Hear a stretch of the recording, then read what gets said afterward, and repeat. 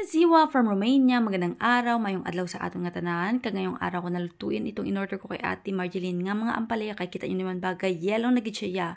And I think next day hindi ko na siya pwedeng makain kaya baka masayang lang ba.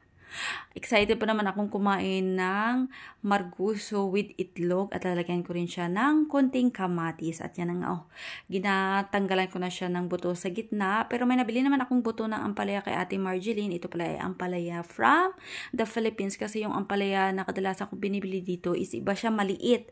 Tapos grabe siya kapait, unlike nitong ampalaya ng Pinas na konti lang yung pait para sa akin. Alam niyo naman na kapag summer lang talaga ako makakatikim ng mga priskang gulay, especially yung mga binibili ko doon sa my store, sa my capital, tapos itong kay Ate Marjeline.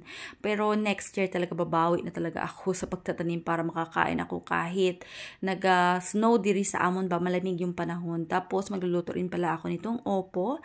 Lalagyan ko rin siya ng sardinas kasi meron ako ditong sardinas. So islice ko na siya into maliit na pieces. Itatry ko rin ito kaya na kung gusto ba niya yung pagkain ganito. Baka magtaka kayo bakit same pa rin yung damit ko na sinuot last time doon sa video ko kasi ito pa rin yung sinuot ko. Gusto ko.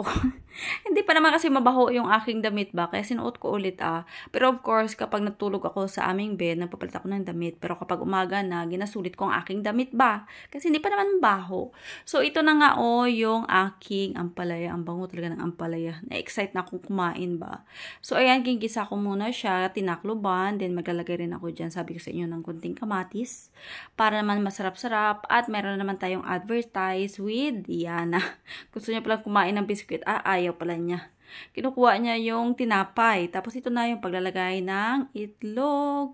Tapos isusunod ko na rin yung pagluluto ng opo. Pero bago yan, ito muna yung magiging pagkain ng aking asawa at ng Yana. Inuuna ko talagang lutuin yung pagkain ng aking asawa at saka ng Yana kasi medyo may katagalan itong aking pagkain na niluluto para naman kapag gutom na sila is kukuha na sila dyan ng kanilang makakain. At ito pala yung aking sardinas, of course, from the Philippines yan, Lego. Tapos, nakalimutan ko bakit nilagay ko yung laman ba? Baka magkadurog-durog pero wala na akong choice, hindi ko na tinanggal. So, nilagay ko na dyan yung napakadaming mga opo. Mabuti na nga lang is hindi siya nag-apo diri sa akong maliit na kaldero. Then, naglagay rin ako dyan ng kaunting tubig, tapos asin. At ito yung aking alugbat. Nilagay ko na and finally, luto na siya.